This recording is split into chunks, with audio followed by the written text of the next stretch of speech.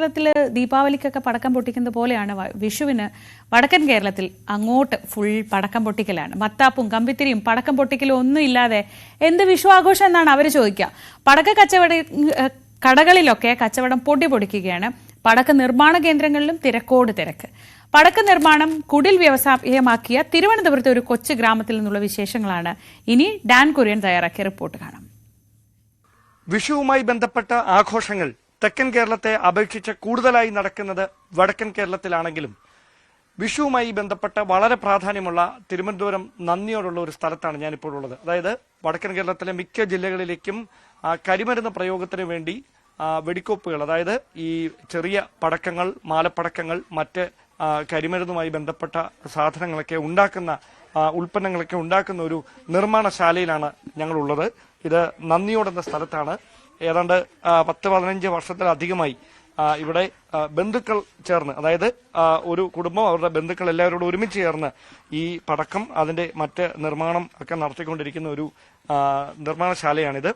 ഒരുപാട് സുരക്ഷാ സംവിധാനങ്ങൾക്ക് നടുവിലാണ് ഇത് പ്രവർത്തിക്കുന്നത്.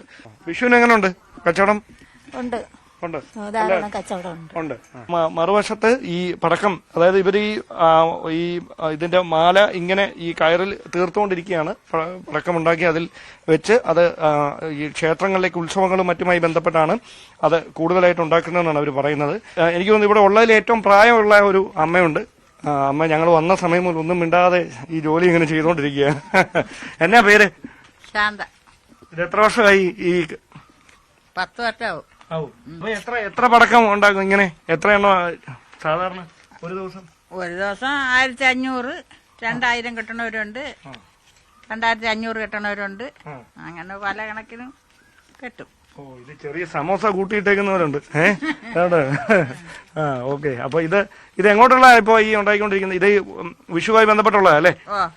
അപ്പൊ ഈ വിഷുവിനോടനുബന്ധിച്ച് എന്തെങ്കിലും വ്യത്യസ്തമായ സംഭവം ഉണ്ട് ഈ പടക്കങ്ങളല്ലാതെ? മാലകൾ നമ്മൾ അമ്പലങ്ങളില് വന്ന് വാങ്ങിക്കും, നമ്മൾ കയറ്റി അയക്കും.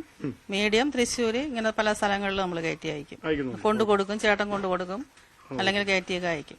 പരമാവധി ഒരു സ്ഥലത്ത് ഉപയോഗിക്കാൻ കഴിയുന്നതിന് ഒരു നിയമപരമായിട്ടൊരു ലിമിറ്റ് 15 കിലോയാണ് അവർ പറഞ്ഞിരിക്കുന്നത്. 15 കിലോ. ആ 15 കിലോയെ ഒരു ഒറ്റ അങ്ങനെയല്ല, അങ്ങനെ വീഴില്ല. നമ്മള് കൂടി പറഞ്ഞ എത്ര, ഒരു 2 കിലോ അത്രയൊക്കെ വരുള്ളൂ. ഒരു സ്ഥലത്ത് 2 കിലോ വെക്കത്തുള്ളൂ. നമ്മളെ ഏറ്റവും കൂടുതൽ ഇവിടുന്ന് വിൽക്കുന്ന ഏതൊക്കെയാണ്? ഈ ഓലപ്പടക്കം, പിന്നെ മീഡിയം, ഓലപ്പടക്ക്, പിന്നെ വർണ്ണങ്ങള്. ഈ എത്ര ജീവനക്കാരാണ് ഇവിടെ ഉള്ളത്? ഇവിടെ മൊത്തം എല്ലാരും കൂടെ നോക്കിയാൽ 10-17 പേരുണ്ട്. ഓക്കെ. നമ്മളിപ്പോ ഈ വിഷുവുമായി ബന്ധപ്പെട്ട് പ്രത്യേകിച്ച് എന്താണ് എന്തായാലും വേറെ വർണ്ണങ്ങള്? നമ്മള് ഇതുണ്ടാക്കും, ചിക്കൂട്ട് ഉണ്ടാക്കും, പൂക്കുറ്റി ഉണ്ടാക്കും, ഷോട്ട് ഉണ്ടാക്കും. അങ്ങനെ. അപ്പൊ ഇത് നമ്മുടെ നാട്ടില് തിരുവനന്തപുരത്ത് കുറവാണല്ലേ ഈ വിഷുവുമായി ബന്ധപ്പെട്ട? തിരുവനന്തപുരത്ത് കുറവാണ്. കോട്ടയത്തും കുറവേ തന്നെ. അവിടെ നിന്ന് അങ്ങോട്ട് തൃശ്ശൂരാണ് ഏറ്റവും കൂടുതൽ കച്ചവടം കൂടുതൽ തൃശ്ശൂരിലോട്ടാണ്. ഓക്കെ. അപ്പൊ ഏതെന്തായാലും ആ കുറവ് തലസ്ഥാനവാസികളെ നികത്തുമെന്ന് പ്രതീക്ഷിക്കുക. എന്തായാലും ഇവിടെ ഇതിന്റെ നിർമ്മാണം ഇങ്ങനെ പൊടിപൊടിക്കുകയാണ്. ഒരുപക്ഷെ തിരുവനന്തപുരത്തുകാർക്ക് അറിയില്ലായിരിക്കാം, നന്ദിയോടേക്ക് എത്തിക്കഴിഞ്ഞാൽ വിലക്കുറവിൽ നമുക്ക് സാധാരണയായി ആഘോഷങ്ങൾക്ക് നമ്മൾ വലിയ വില കൊടുത്ത് ഇങ്ങനെ ഈ കരിമരുന്ന് പ്രയോഗത്തിന് വേണ്ടി ഈ വർണ്ണങ്ങളൊക്കെ വാങ്ങാറുണ്ട്. പക്ഷെ നന്ദിയോട് എത്തിക്കഴിഞ്ഞ് ഇച്ചിരി കാടിന്റെ സൗന്ദര്യമൊക്കെ ആസ്വദിച്ച് ഇവിടേക്ക് എത്താം. അവിടെ ഒരു റീസണബിൾ റേറ്റിൽ നമുക്ക് ഈ വർണ്ണങ്ങളും ഈ ഓലപ്പടക്കങ്ങളും മാലപ്പടക്കങ്ങളും ഒക്കെ കിട്ടുമെന്നതാണ് പ്രത്യേകത. ക്യാമറമാൻ സി വിനോദിനൊപ്പം ഡാൻ കുര്യൻ, ന്യൂസ് 18.